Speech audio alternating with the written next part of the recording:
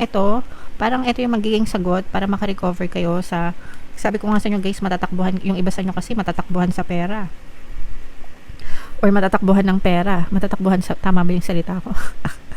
Matatakbuhan ng pera or matatakbuhan sa pera. Basta matatakbuhan kayo mga kapiksino, pero itong mga bagong opportunities na to, maaaring ito yung maging sagot guys kung mapaplano nyo ng mabuti para makarecover kayo, mabawi nyo yung mga financial losses nyo mga kapiksi, and makabangon din kayo guys, no?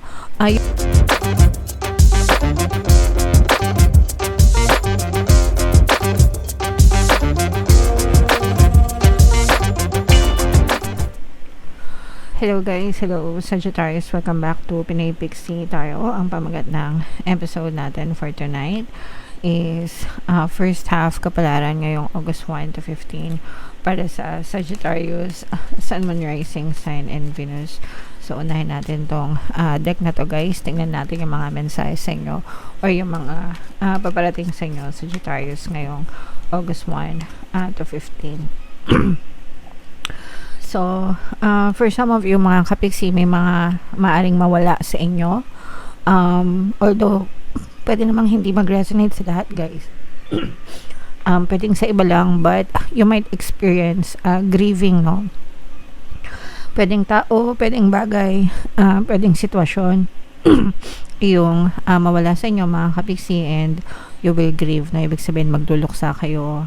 You will feel the damage in your heart mga kapiksi. So, and yeah, if ever man na makaresonate kayo guys, there's nothing na pwede nyong gawin kundi tanggapin ng maluwag sa kalooban natin kung ano yung maaaring mangyari, because it's inevitable. Minsan hindi talaga maiwasan na may mawala sa buhay natin mga kapiksi. Okay?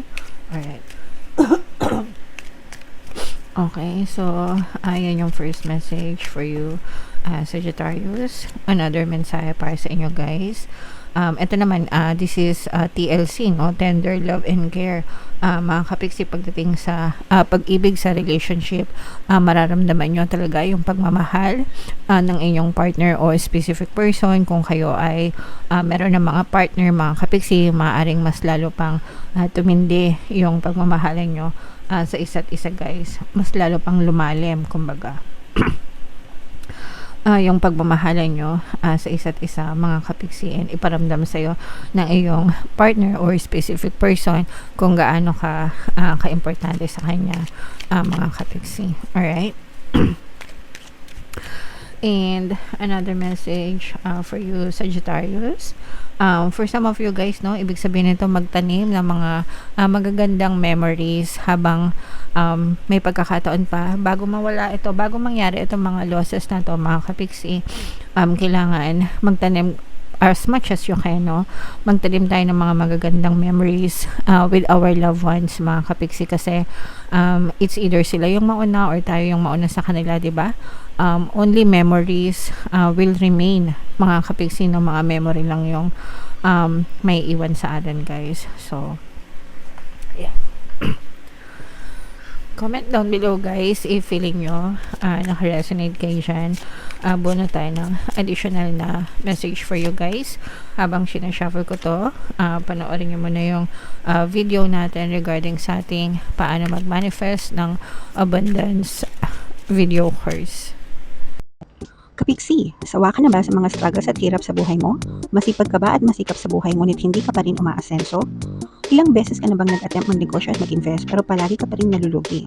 Sa pagkakataon na ito ay maaaring may subconscious beliefs ka na nagiging balakid sa iyong pag-unlad at pagyaman. Introducing, paano mag-manifest ng abundance video course. Dito ay matututunan mong ma-overcome ang mga balakid mo para tuluyan ka ng umunlad, umasenso, sumagana, maging matagumpay, successful at maswerte sa iyong kabuhayan, pera, trabaho, negosyo sa lapi at kaperahan ng bonggang-bongga. Dali, mag-send na ng email sa pinoypixie@gmail.com at simulan na ang iyong pagyaman ngayon.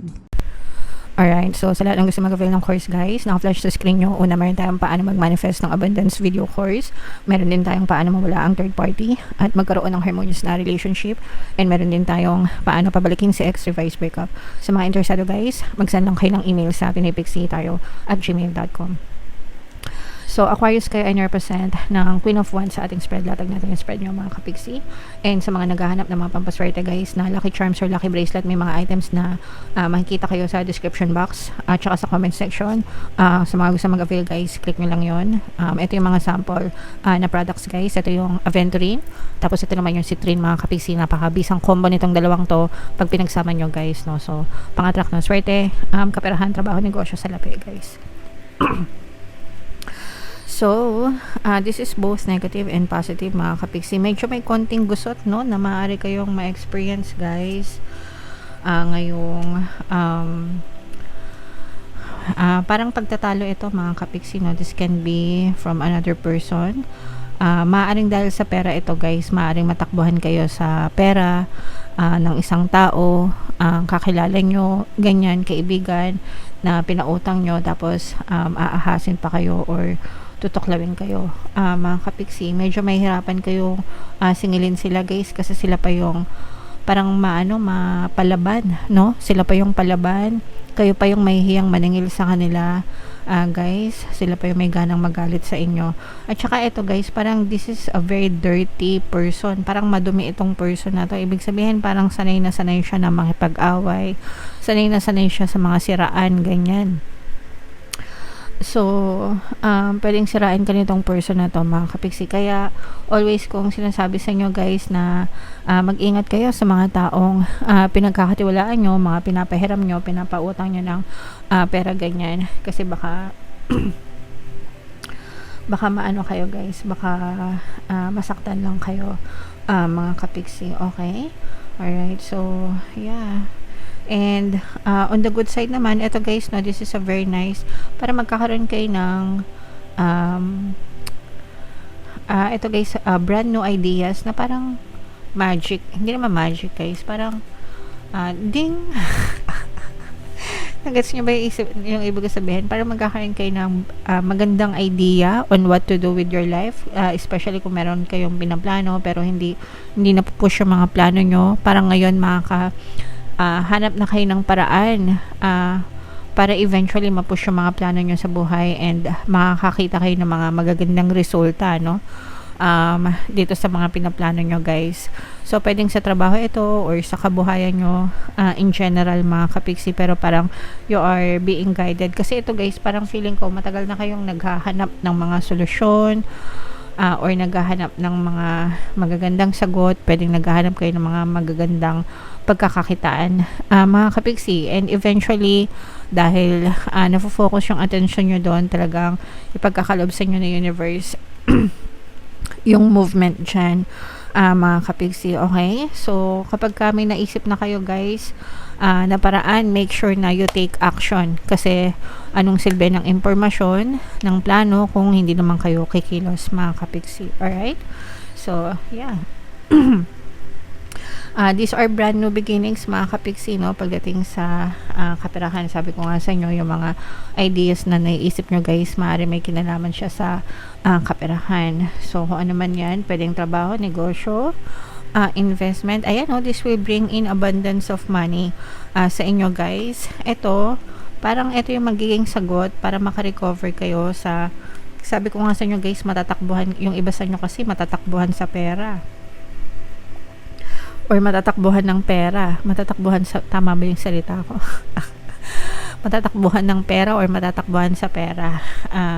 Basta matatakbuhan kayo mga kapiksi, no? Pero itong mga bagong opportunities na to, maaaring ito yung maging sagot guys kung mapaplano nyo ng mabuti para makarecover kayo, mabawi nyo yung mga financial losses nyo mga kapiksi, and makabangon din kayo guys, no? Yung recovery naman sa pera guys, minsan pag may nawala sa inyo, hindi nyo na siya nakukuha, pero binibigyan kayo ng ibang paraan ni universe na makabawi sa ibang paraan. So in your case guys, ganun yung maaari nyong ma-experience, makabawi kayo sa mga financial loss nyo, no, sa pamamagitan ng ibang pamamaraan mga kapiksi. So you can let go na yung mga previous na nanloko sa inyo, and si universe na yung bahalang magbigay ng gantimpalang karma sa kanila mga kapiksi. So, samantalahin nyo itong mga bagong opportunities na to sa pera, guys. Make sure na pag-aralan nyo mabuti, planuhin nyo mabuti, and you have to make it work, guys, kasi talaga malaking potential na to na magdala sa inyo ng more money and recovery sa buhay. Okay? So, i-mind nyo na yan, guys. More money, recovery, mga bagong opportunities sa pera. Yan yung mga magagandang energy na nakita natin for you, Sagittarius. And then yung mga gagawa sa inyo ng hindi maganda, patawarin nyo na sila, mga kapiksi, kasi si universe naman yung gagante ng karma sa kanila, guys. Alright, so bunot lang tayo ng isa pang card para sa inyong additional na mensahe. This is humanity, friendship, mga kapiksi. And sometimes, no, kahit na may mga manloloko, meron pa rin naman mga totoong kaibigan, mga totoong tao sa paligid natin na pwede pa rin nating maasahan and pwede pa rin nating mapagkatilwalaan, mga kapiksi. Make sure na vinavalue natin itong mga tao na to. And so i-let go natin yung mga tao na hindi kagandahan yung ugali, no? It's quality versus quantity, guys, no? Ibig sabihin, kahit konti lang yung kaibigan mo, basta mabubuting puso, no? Maganda yung pagkatao nila, it's okay to keep them, versus dun sa marami kang friends pero backstabber naman, manloloko naman, manggagansyo naman, diba? So they're not really friends at all, mga kapiksi. So i-maintain nyo yung pagkakaroon ng peace of mind, and just keep some close ones, Sagittarius. Alright? Okay, so comment down below, Sagittarius, if feeling nyo nakaresonate kayo dyan, and lahat ng mga magaganda dito, guys, especially yung sa kaperahan na to, i-mind nyo na sa comment section.